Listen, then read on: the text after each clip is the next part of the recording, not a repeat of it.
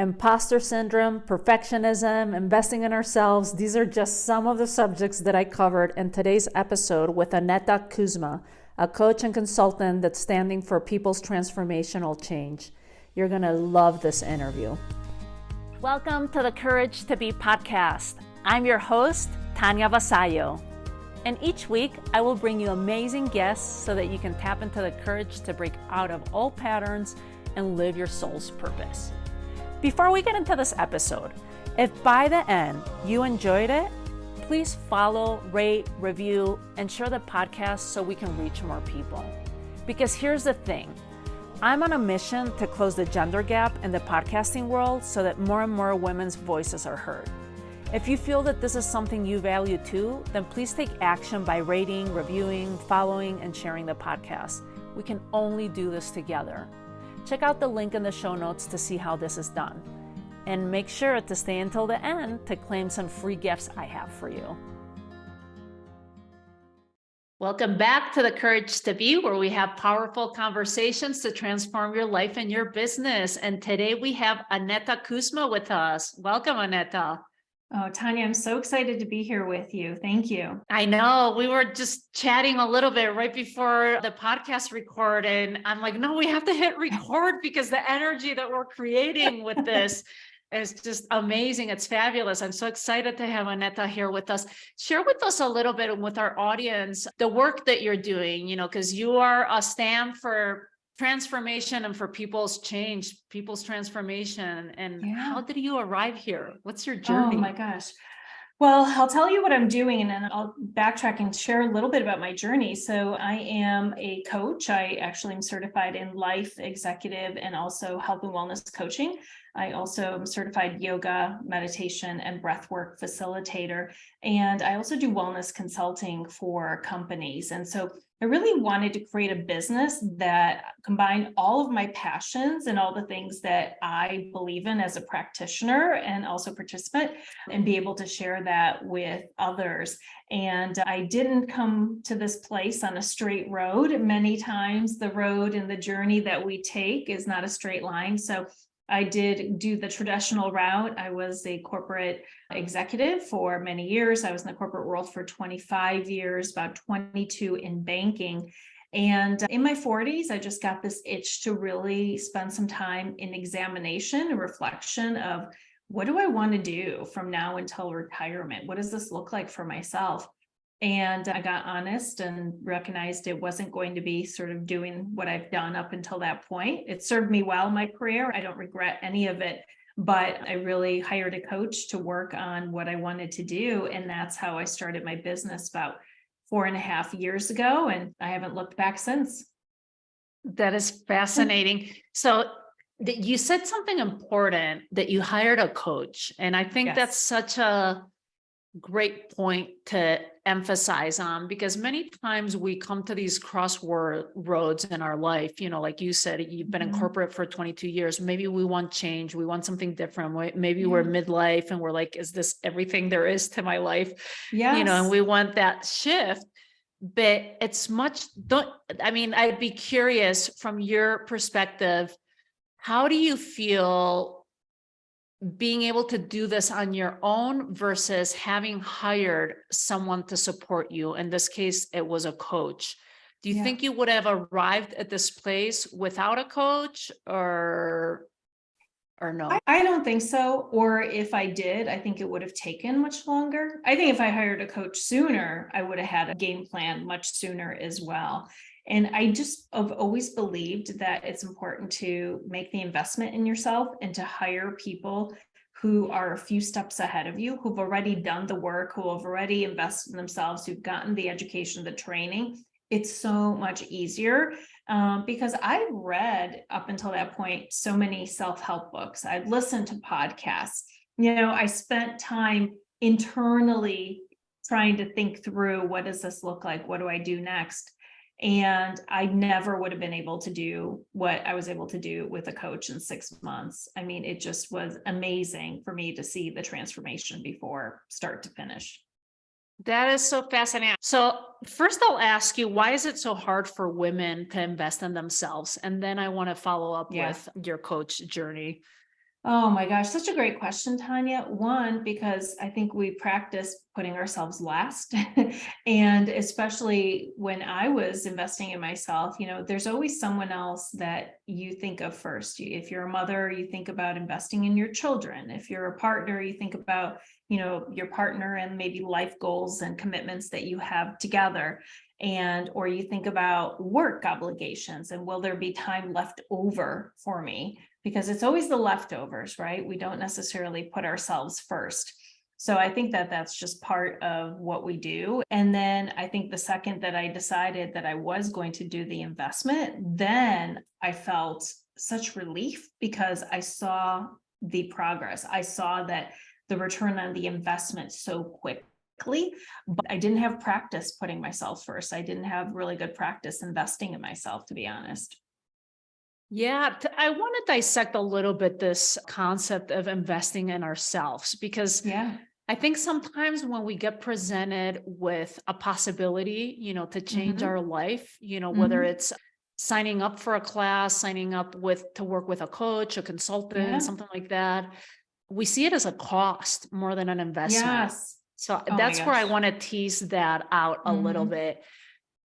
Share with me a little bit. How were you feeling stuck at that point? Mm-hmm. What was the fear of hiring this coach or the Mm-hmm. investment, or how did you shift that? Were you seeing it as an investment or were you seeing it as a cost and then you saw it as an investment? And what was the transformation in that time working with your coach? Because you said in 6 months already you saw so much change. Yeah, great question. So the first part is I did have fears and I put it off for a long time. My fear was, what if it doesn't work out? What if I spend all this money? Because I did see it as a cost, not as an investment initially. What if it doesn't work out? What if I can't figure it out? What if I stay where I am and then I just blew all this money? And we're not talking a lot of money, to be quite honest. It was like a normal size investment with a coach, several $1,000s, but it was over 6 months. And even by the coach that I hired, I'd known, I trusted her. I knew in my mind and in my heart that I would get benefit from it, but it still was something, it was just a big investment that I saw at the time. And the transformation was that once I started, I felt so vested in my success, my personal success, because it was an investment. And I'm like, oh, I'm not going to screw this up. I am committed. I'm doing the work. I am not canceling any appointments. I'm showing up all the time. I'm checking in. I'm doing everything that I'm supposed to be doing. And by making those small choices every single day and testing myself and just growing a little bit more in between each session and at each session over time, I mean, when I finished, I had a plan. I had a life vision for my life. I knew exactly where I wanted to be. I had carved out what were my goals? What was I going to do within the next 6 to 12 months? The next 12 to 18 months? What was I going to do the next 1 to 3 years? Because in my mind, I was giving myself a couple of years to make the transition from corporate to my own business. So I had the certainty that, okay, here's my plan. And then I just needed to take action. Then I was like, well, I know how to execute anything. So now that I've got a plan, let's just go. And then it was about 2 years that from the time I started to the time I actually left my job and started my career, my That new is business. awesome, though. Yeah. And that was a smart move, too, because I feel like sometimes we tend to look at it black or white. Like I'm Oh, hating my yes. job. I don't like it. I'm feeling stuck. I need to quit. Right. Versus, like you said, getting the support, having a plan, and utilizing that time and that space as a bridge job, per se. Like you Yeah. were just continuing to work with it as you built your business. So that's great. And then you've only had this for years and you're successful. You were able to leave corporate. Talk to us a little bit about this. Yeah, it was just so interesting. And I just want to backpedal to what you said is it's not a binary decision. It's not, yes or no. I always tell my clients, experiment, take these little chances, try some things. Life is experiential. And so I think that gave me the confidence and it allowed me to grow in my confidence and to start releasing some fears by taking action. And so when I finally said, okay, it's time to go, and I started my business, I already was enrolled in the coaching programs. I already was certified in a couple of things already. I already had some clients that were ready to start working with me because I was communicating this. And so I think because I've started the work earlier while I still was at work in my full-time job, it really gave me some of that courage and to continue to do more. And then year one was really, let's build a foundation. Let's start taking some steps. Let's get some clients. Let's get better at my new craft. And over time, every year I set new goals for myself. Last year was the year that I was going to write and publish a book and launch my podcast, which I did.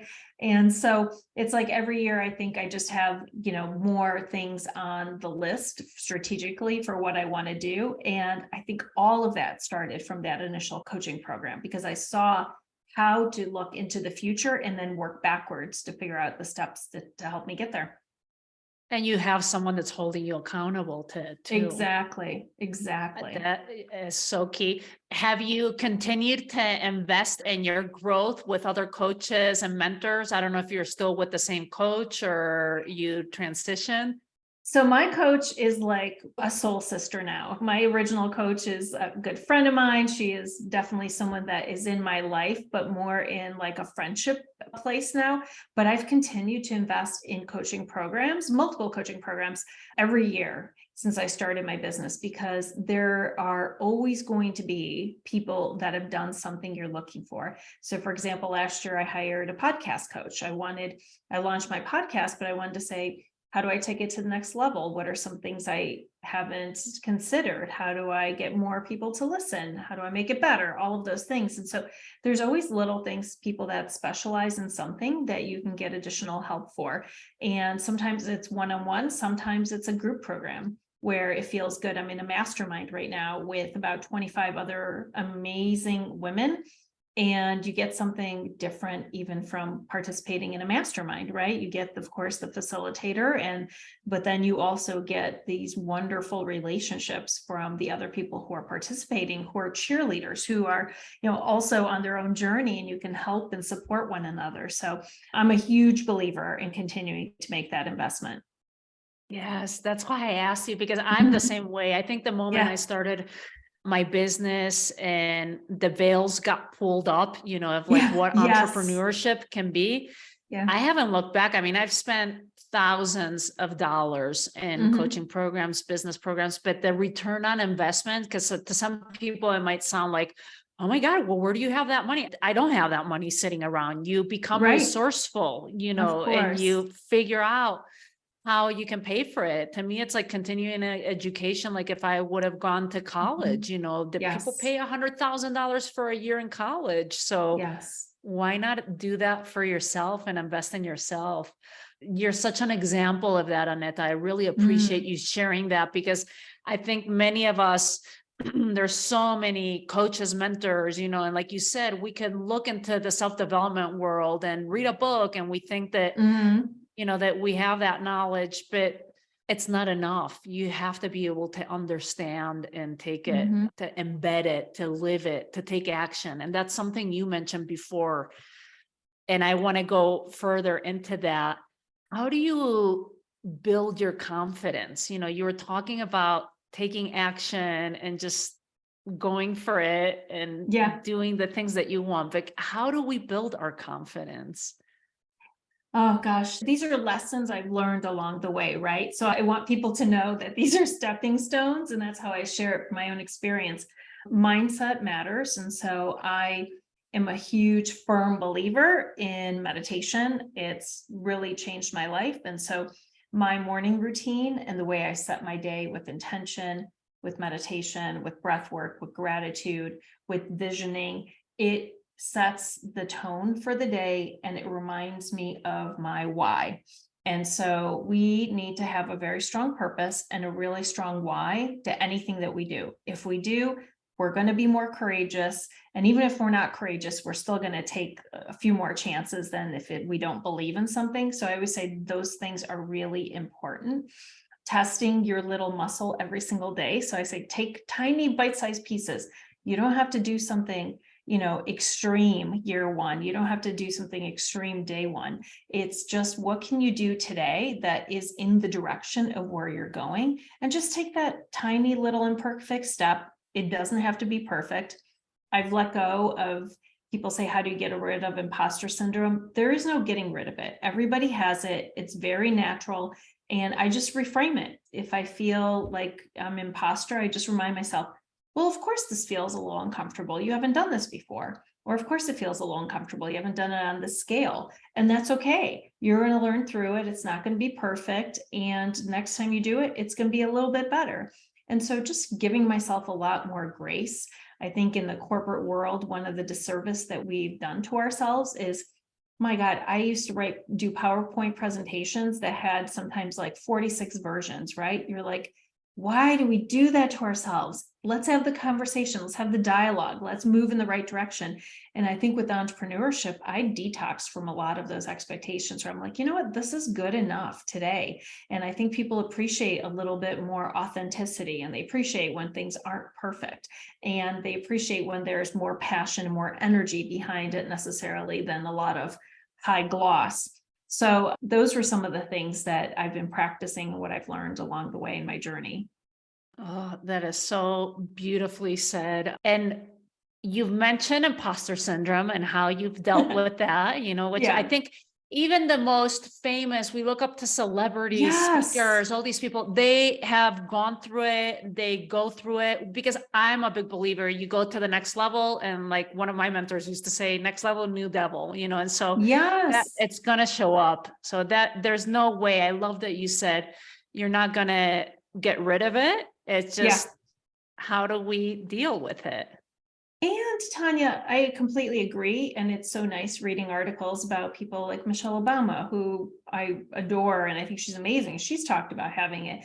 Oprah Winfrey, you look at so many people, idols who are successful that feel like imposters. But think about, words matter. If we didn't have the phrase or these words that we internalize so deeply, I think we would be a little bit easier on ourselves. And I always use the example of kids. Kids don't fall off their bike and say, oh, I have imposter syndrome, or the first time they keep falling when they're learning to walk, right? They don't have this language. They just are trying a new skill, and they do it over and over and over again until they get better. And then they're more confident and more courageous. And then parents even have to hold them back so they don't hurt themselves, right? Well, we've almost gone to the other side of the pendulum. We're so worried about making a mistake that we even like internalize this term, which makes us even more paralyzed with fear and keeps us stuck. And I just say, get rid of the term. Don't say that. Reframe it and go, yeah, of course it's uncomfortable. It's new. I've never done it before, but guess what? That's okay. It's okay. It's natural. You've just hit on so many points with that we all go through. What about perfectionism with it? Because I feel Oh, like it's kind of tied in, like how do yeah. you deal with perfectionism and having things, Yes. be good, like good enough instead of Yeah. having to be perfect? I think living through things that probably would have like broken me in the past has helped. Like I remember the first time I sent an email and the link was broken or there was a typo, the old me Yeah. like beat myself up so much. And guess what? There weren't a bunch of people who unsubscribed. There weren't a bunch of people calling me and saying, oh my gosh, this happened. I caught it myself. And so the world didn't end. It was okay. And then I was like, okay, what can I put in place to make sure that this doesn't happen next time? So I learned from it. And so I think with the perfectionism is I just try to let it go and remind myself it will never be perfect. And many successful people talk about this all the time. And each time there is a mistake, and even one that's bigger, that of course we don't feel good about when it impacts somebody else, I always say, what can I learn from it? Focus on what I can do. What am I going to change as a result of it? And then let the other part go. Because there's no benefit to putting our energy on regretting it. The benefit goes putting the energy towards what you're going to do next time instead. So perfect. And so Greatly said. You were talking about perfectionism, but it was so perfectly said, Aneta, like just Oh, let thanks. go of it. It's Yeah. such a reminder. And don't you find that you get relief from it when you're letting go of it instead of beating ourselves up so much of like what could Yes. have done, we could have done, how we could have done it. I love all these subjects because I feel like they're so universal, and especially for Yes. women, of Mhm. just wanting to do everything. And you have such great perspective on all of them. So I want to ask you about another one that shows up a lot Mm. that I see with my clients, colleagues, for myself, Mm. comparisonitis, when Yes. especially with social media, of like, Yes. oh my God, she's doing so and so, and they're doing this thing, and she already launched her podcast, and they did, it's like, I, Yes. how do you react? What do you do to not compare yourself with others? So this is definitely something that I continue to always remind myself. So I do a lot of, as I talked about, my morning routine and my talk and journaling and all these things. But so this answer is going to be one that's very spiritual. So my belief is that every single one of us is here on a mission. We are here on our own journey. We have something to learn, a lot of things to learn, and then we have something to give and to serve and share back with the world. And so, with that belief, I believe that there is room for everybody. And there's no way that any one person, you or me or Oprah or anyone else, is going to be able to impact every single person on the planet. But it requires every single one of us to show up as the best version of ourselves and to do our part. So I support and I acknowledge and I applaud all the other people who are also doing their part, and I use them for inspiration, and I use them as support, and I use them as accountability buddies. And what is the expression? Rising tides raise the boats. So I really spend time thinking about and reminding myself that it takes every single one of us. And when someone else shows up and does a good job, it is so much better to say, well done, and then say, ooh, how can I use that to inspire me to do my part? But it doesn't have to be like theirs. We're all here with different experiences and talents and gifts. It's not going to be the same.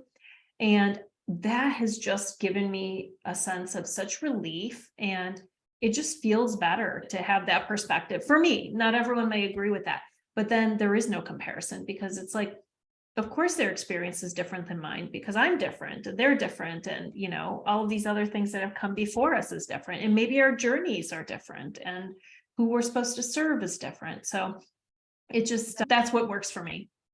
That's a great perspective. But has it happened to you? Like, for example, I don't know, you walk into a networking event or something, like, Uh-huh. because I'm hearing, my audience's voice right now in my head, like, Mm-hmm. well, that's, very like taking the higher ground and very spiritual, but I'm stuck in a networking event. I just came in, and I'm a real estate agent, and so is this other person. They're a real estate agent. They're going to take business away from me, like, Mm. and how would you respond to something like that? Like if someone shows up at a Yeah. networking event and you're a coach and they're a coach, and you're Yeah. like, how do you deal with the niggly nagglies in your brain?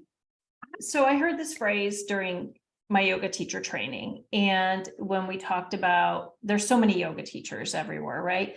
And my teacher shared something, and I don't think she coined it, but she said, your vibe attracts your tribe.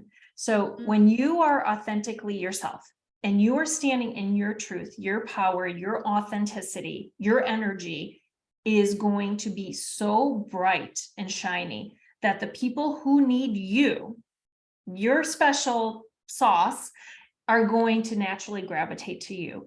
And the people who need the other are going to naturally gravitate towards them. And I have found this over and over and over again to be true. I do work with an organization where I also do some coaching on a contract basis. And there's a whole group of us, a bench of coaches, and we do chemistry calls with people. And I've said sometimes to people, like, if you're looking for a strict business coach who's only going to focus on your leadership development or whatever, I'm not your person, but I know who is.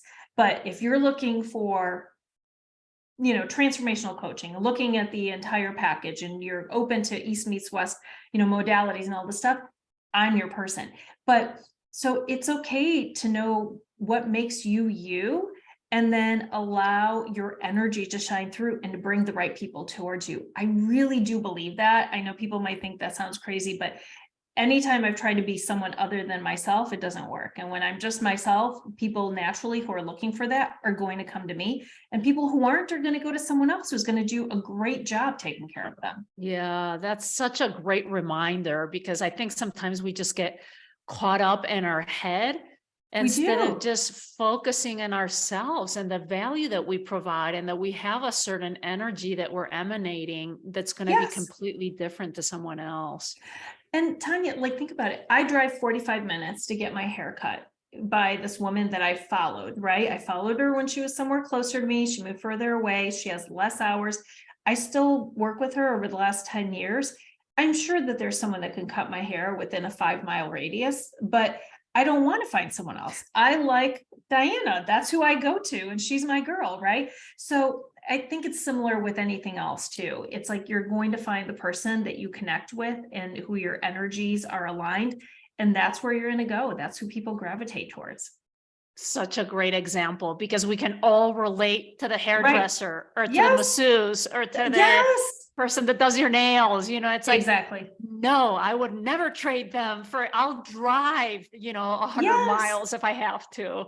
Because it's not transactional. These are not transactional experiences. These are life connections with people. That's why it matters to show up as who you are, so that the right people find you and you find the right people.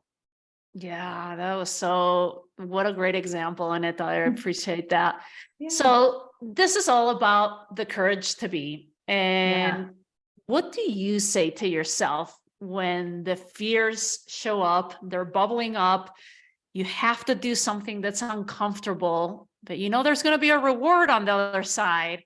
Yeah. You're like, I don't know how to do this. Can I? Like, you start Yes. questioning it. What do you tell yourself? What do you say to yourself? So I will use a very recent example that happened. It was probably 2 weeks ago. I think this happened.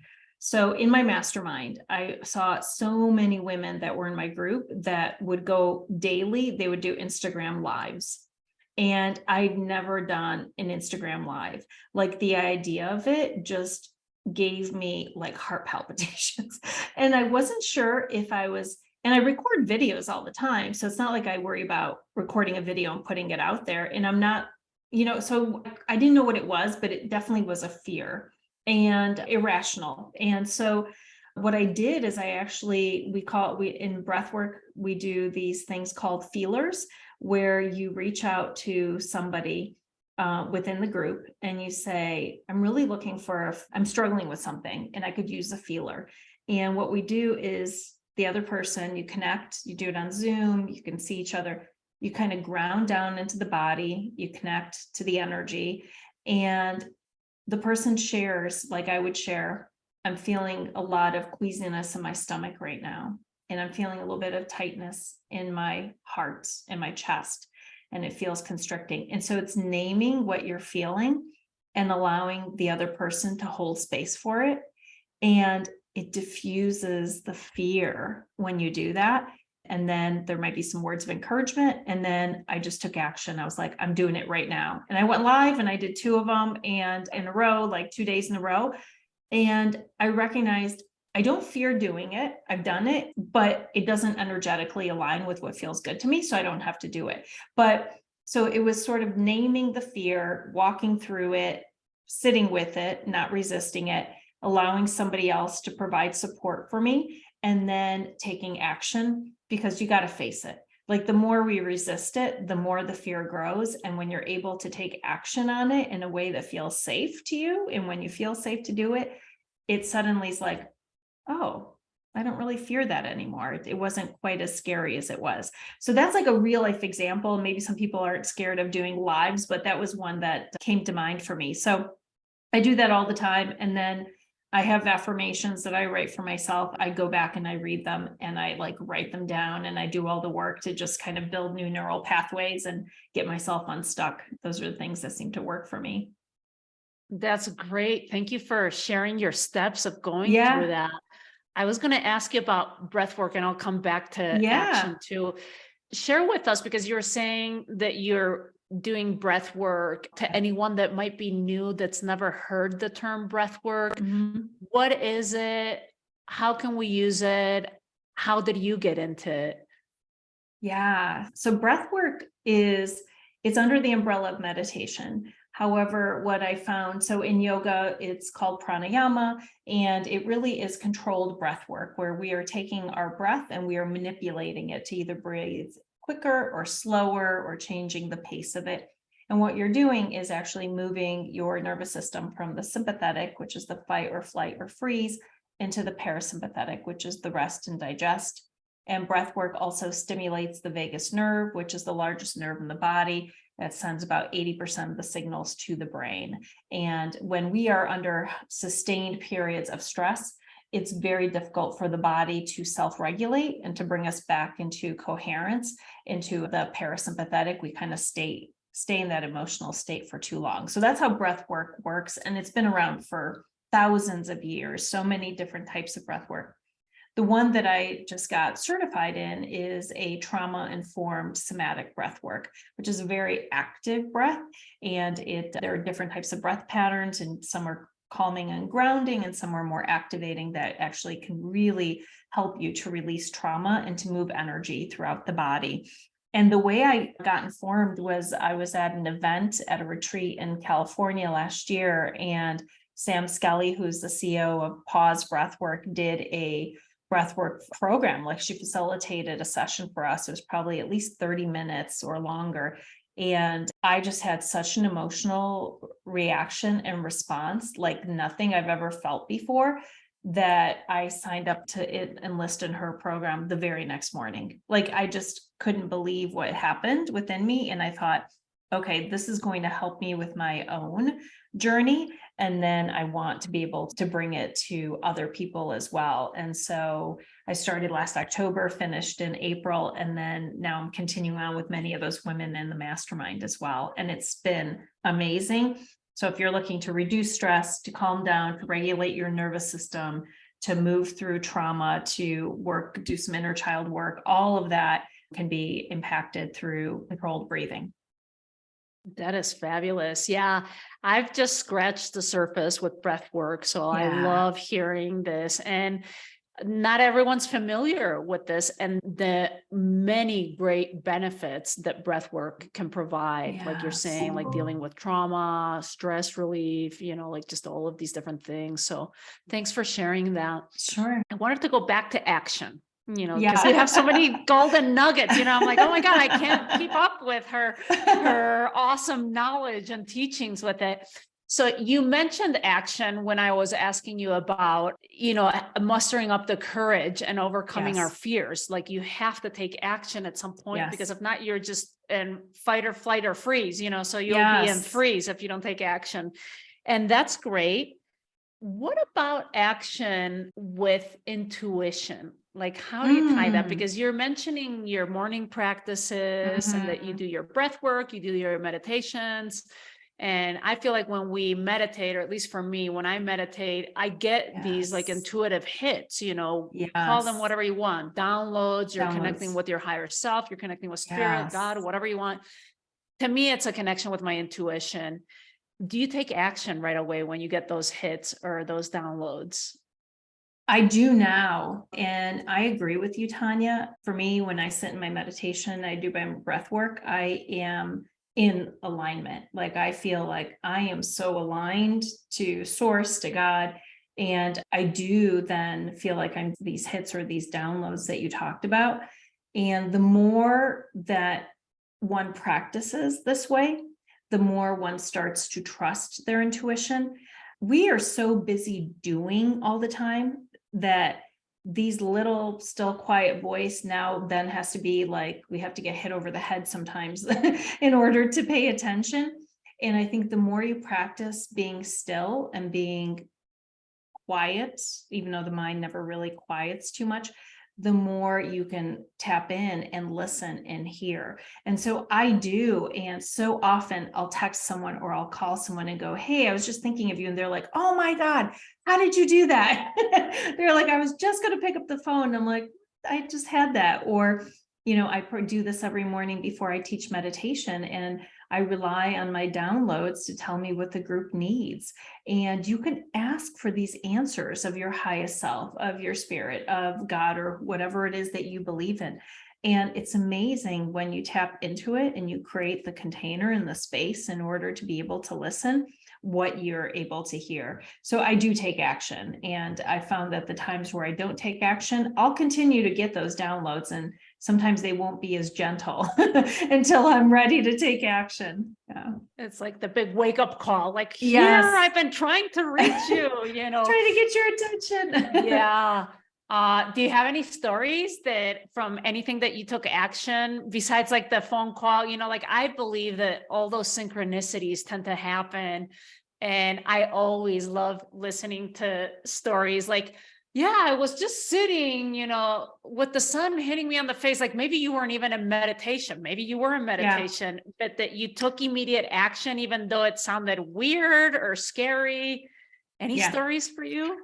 I have two, and they're very different. So one was one of those that just kind of fell. I would say it was probably a couple of years ago in my business, and I was sitting outside and it was a beautiful day, and I just had this urge to record just a little video on my phone of, here's who I am, here's what I'm doing, here's the clients that I serve, etc. And I posted it, and from that tiny little video, I had 5 clients book with me within like a week.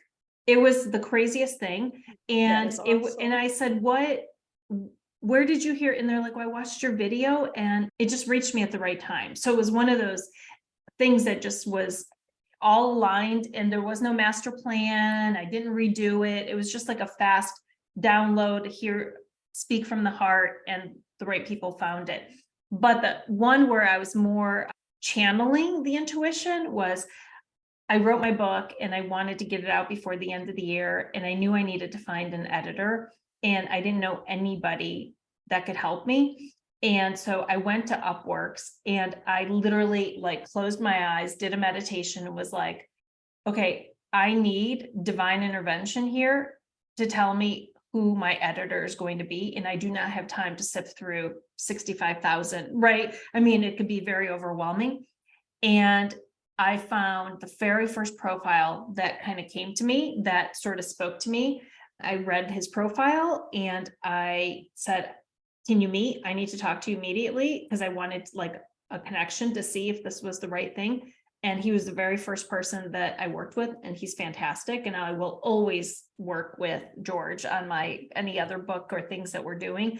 But it was like, that was more of a directive intuition. Like, I need you to show me where to go, because this is overwhelming and I need this person to literally drop into my lap. And so that one worked out really well too. I love that distinction though, like a directive intuition, so that you can get those answers, like you're saying, whether it's you're about to teach a class and tuning into that and saying, okay, what does the class need, versus going into our left brain and saying, okay, this is how we have to do. And we go all mechanical, and that's the strategy. That's how I planned it, and there's no room for, no, let's tune in today and see where it takes us. But that's a hard thing to do, Aneta. Like, to me, I think it's a hard thing to do for those of us that can be more left brain, more controlling. Because to me, I feel like I have to control the situations. And it's just a form of insecurity. I'm very aware of that. It's like being able to control, like, I'll give you an example. Like, when I started the podcast, I thought I was going to have everything written out and I'd have all my questions, because that gave me a sense of control as to where to take the podcast, versus saying, you know what? No, I'm just going to go organically and see where it takes us. That takes a level of trust and of faith of connecting with that intuition, like you're saying. But I love that you have Connecting with your intuition, like just tuning in the situation, like, Yeah. okay, what's the best thing for the group? I love that you had directive intuition, like Yeah. I need this now. Right. And then just allowing intuition. I guess we'll just Yeah. call it allowing because I'm not quite Yes. sure what to Yeah. call I love this. that. Allowing, receiving, being open, right? Receptive. Yeah. Yeah. How much of this, because this takes us to the topic of trust and faith. Mhm. Mhm. How do you feel about that? Like, because for you to go in and say, I need an editor, it requires a certain level of trust of like, okay, I know I'm connected Yeah. and I'm going to get my answer in the next hour. Mhm. I don't have time to be spending. Yes. How do you tap into that trust? I think it goes back to practice. It's like, I think before I left my job, I always said that I had faith, but I didn't put it in practice. Like I still allowed my fears to be stronger than my faith. And then once I chose to leave, it was the day that my faith was greater than my fears. And I believe that it's practicing, and maybe trust is the word. You start to trust and allow. And I've recognized over time that when I get out of my own way, things tend to work out better if I'm aligned. And so my job is to be committed to my practices that I know work, to stay aligned continuously, to bring myself back when I lose my way, to reset, and then get out of the way. Like do the work, do all the good stuff that is within my control, and to allow the things that are not within my control to really be handled by something larger than myself. Once again, that works for me, but I don't know that I would be able to do all the things that I did if I didn't have that sense of sort of certainty and faith and something larger than just me. To me, it's really allows me, it takes the pressure off. I'm like, I don't have to figure it all out myself. It really, for me, is a lot easier to let go of some of that control. And I've dealt with control issues my entire life. Like I've always tried to be in control. And when you start to practice allowing instead, it really, you start to see a little bit of I always say leave room for magic. That's where the magic happens, where you're like, Yeah. oh, I let go a little bit. And guess what? Something turned out that it was even cooler and better than I could have planned myself. Oh, you couldn't have said it better. That is awesome, Aneta. Thank you for Yeah. that. Yeah. There's such a difference of living in that space of magic and possibility versus I have Yes. to control it and it has to be my way. So Yeah. thanks for that reminder. Where can people find you, Aneta? Oh my goodness, I made it easy. So I am definitely on all the social channels. My podcast is everywhere, but I'm going to direct your audience if they would like to my website. And I created a place just for them. So it is anetakuzma.com/courage to be. And I will include that. I have a couple of different URLs. I'll include that directly in your show notes for folks to find it. And I've included some special offers for your audience. I will be offering some breathwork classes that they could register for free to experience breathwork because I believe so strongly in the power. And so I'll include some links to register. And then also if they want to maybe recommit or start a meditation practice in the morning, also a week of free meditation. I do a live class Monday through Saturdays. And so I'll include a way for them to access that. And then of course, they'll have links to the book and the podcast and everything else that's available as well. Oh, wow. Thank you. Thanks for your generosity. That's Yeah. awesome. I'll Yes. look into that too. So before we wrap up, what are two quick practical action steps that you would recommend our listeners to live a life with more courage? Oh, great. I did a fear exercise that like my year one in business, and Tim Ferriss actually talks about it on his TED Talk. And it really is listing all of your fears down, get them out of your head, put them on paper. And then in the next column, write down, is this a high, medium, or low risk? Really, and identify that. Then what can I do to minimize the risk? What are some steps that I can do to actually minimize this from actually happening? And then the final question that you go through is, what if the complete opposite were true? What if the complete opposite happens? So if someone has a fear of not making money in their new business, what then the complete opposite is that they make more money than ever before. They're able to do all these wonderful things. It gives them freedom, all of that. When you go through that, you enter into the frontal lobe of the brain. You are starting to really think more critically, and you're able to not respond from an emotional perspective. So I would say that's the first exercise. And then start taking those little baby action steps in that column where you wrote, what can I do to minimize it? Pick the smallest thing that you can do today. Take the step, celebrate your progress, celebrate it, and then continue on. That is awesome. Thanks so much for your You're time, Aneta. welcome. This was great. You're Thank you. welcome, Tanya. I'm so grateful for our time together, and I love your podcast and all the great work you're doing in the world. So I celebrate you. Thank you. I am so grateful that you joined me today. If you enjoyed it, there's one thing I'd like you to do. Click on the follow button so you don't miss a single episode. Leave me a rating and a review, and please share. As my way to thank you, email us a screen grab of your review at the email in the show notes, and we will send you a free Crafting Your Future guided visualization, which is so simple to do with outstanding results. It will empower you and give you the confidence to attract and create the life you've always desired. See you in our next episode.